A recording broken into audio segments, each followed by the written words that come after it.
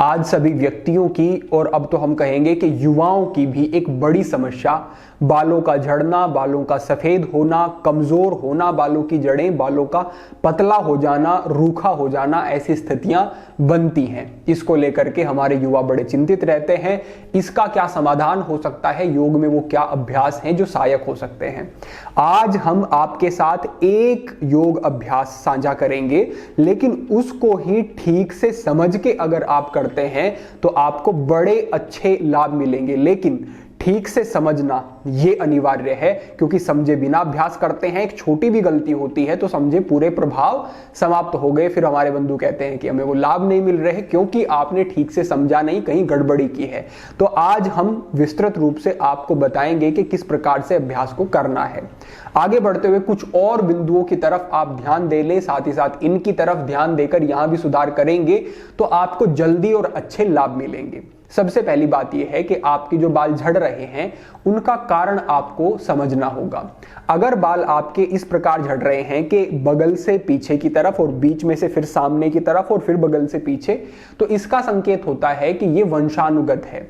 वंशानुगत जेनेटिक जो hair fall होता है उसे रोकना कठिन होता है, लेकिन उसमें भी सुधार लाए जा सकते हैं। लेकिन अगर आपके बाल बीच बीच में से उतर रहे हैं, ज्यादा बाल गिर रहे हैं, आप बड़े चिंतित हैं उनको लेकर के, कमजोर हो रहे हैं, तो ऐसी अवस्थाओं में बालों का झड़ना रोका जा सकता है। दूसरे स्थान पर आप समझें कि जो हमारे बाल हैं वो हमारे शरीर का अनिवार्य हिस्सा नहीं है। इसका अर्थ यह है कि अगर आपके हार्ट तक, इंटरनल ऑर्गन्स तक, आपके हाथों तक, पैरों तक, आंखों तक पोषण नहीं पहुंचता है तो वो ठीक से काम नहीं करेंगी, जिससे आपका जीवन, आपका शरीर प्रभावित होगा, आपको कष्ट होगा। लेकिन बालों तक अगर पोषण ठीक से नहीं पहुंचता है तो भी आपका काम चलेगा, क्योंकि बाल आपके जीवन को नहीं, बाल केवल आपके बाहरी अभिव्यक्ति को प्रभावित करते हैं, ना कि आपके शरीर में कोई कमी पड़ जाती है।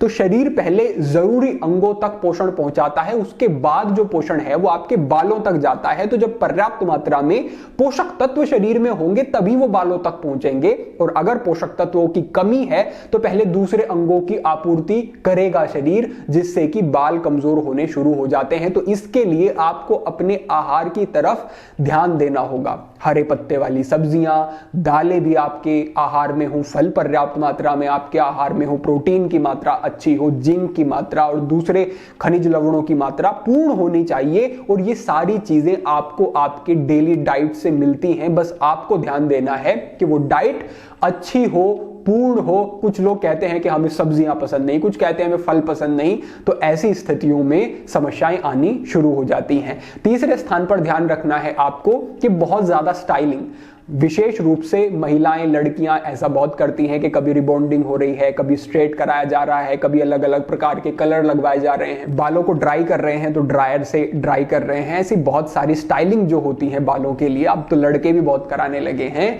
तो ये सब चीजें गलत हैं, हानिकारक हैं, नुकसान करती हैं। तो बहुत ज्यादा फेरबदल या बहुत ज्यादा यातनाएं अपने बालों को आप ना दें, वही अच्छा रहेगा आपके लिए। साथ ही साथ आपको यह भी ध्यान रखना है कि शैम्पू जो आप करते हैं वो भी कई बार रूखा करता है बालों को, तो एक दिन छोड़ के शैम्पू करें, या फिर आप मुल्तानी मिट्टी का प्रयोग करें बालों को धोने के लिए। उसमें आप नींबू डालेंगे तो बाल अच्छे से साफ हो जाएंगे। ये भी आपके लिए उपयोगी रहने वाला है। आगे बढ़ते हुए हम अब सीधा समझते हैं अपने उस अभ्यास को, जो प्रमुख अभ्यास आज का हमारा है। एकाग्रता पूर्वक समझें, अंत तक देखें, तभी आपको इससे अच्छे लाभ मिल सकेंगे। अब हम बढ़ते हैं अपने आगामी अभ्यास की ओर। ठीक प्रकार से इस अभ्यास को आप समझ लें। करना इस प्रकार है कि दोनों पैरों के बीच में आपको एक अंतर बना लेना है। पैरों को बाहर की तरफ नहीं रखना है, पैरों को अंदर की तरफ इस प्रकार से आपको रखना है। अपने नी कैप को आप बिल्कुल कॉन्ट्रैक्ट रखें, टाइट करके रखें, और अपने थाई मसल्स को भी आप थोड़ा टाइट रखें, और आपके नी यहाँ पे लॉक होने चाहिए। यानी कि अगर नी थोड़े भी बेंड होंगे तो फिर आप समझे कि लाभ ठीक से नहीं होंगे। तो जैसे ही आप अपने नी को स्ट्रेट करेंगे तो पूरा स्ट्रेच आपको पीछे आएगा जब हम अभ्यास करेंगे। अभ्यास करना कैसे है, आपने पैरों के बीच में एक अंतर बनाया और आपने अपने कंधों को थोड़ा पीछे खींचा।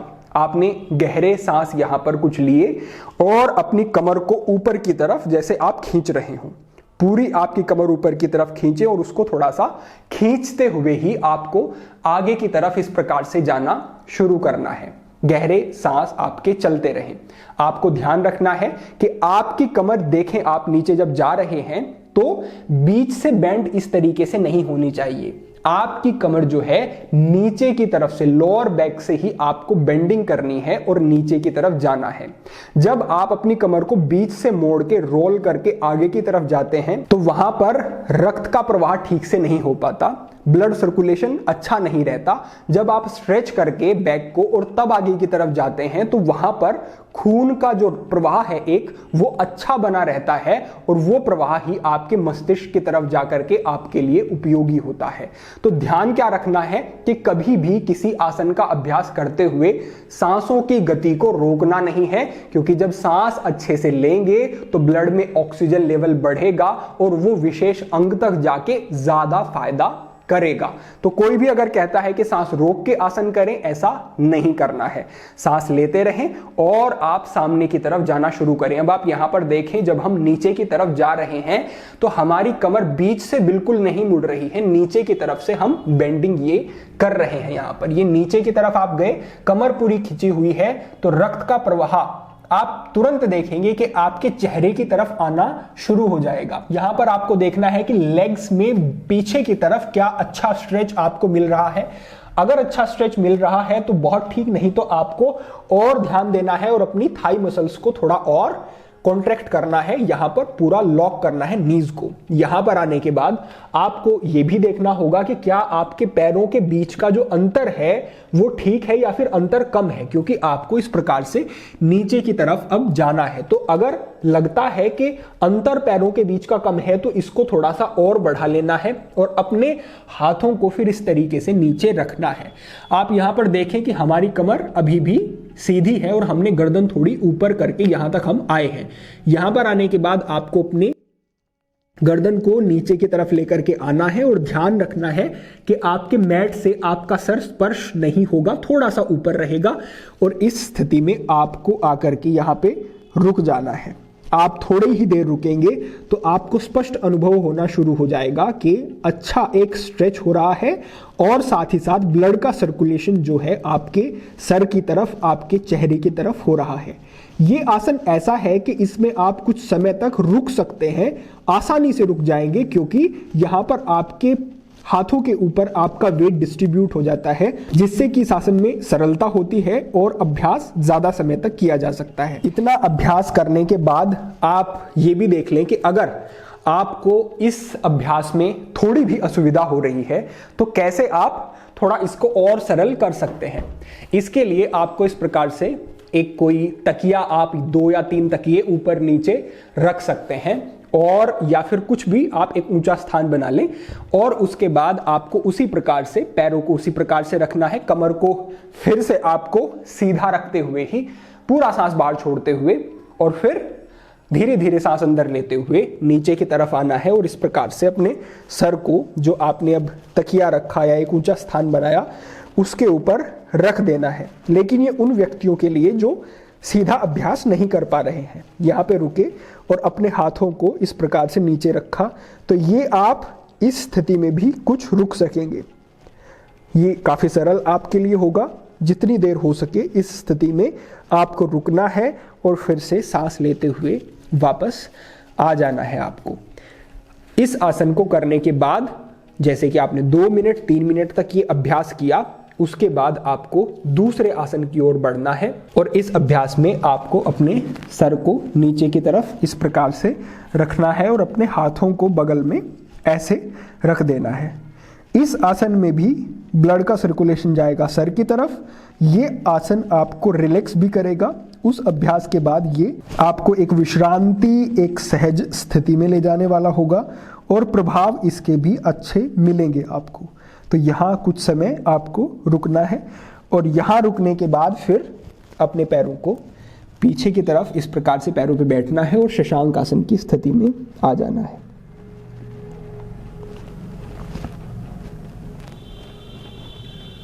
बस ये आपके यहाँ पर आपस में जुड़े हुए ही 3 अभ्यास हो जाएंगे। अपेक्षा है आपको ये अभ्यास ठीक से समझ आ गया होगा और अपने योग क्रम में जोड़ करके आप इसका अभ्यास करना शुरू भी करेंगे। साथ ही साथ जो हमने कुछ बिंदु कहे उनकी तरफ भी ध्यान दें और इस अभ्यास को विशेष रूप से उपयोगी मानकर निरंतर अभ्यास करें तो आपको विशेष लाभ प्राप्त होंगे।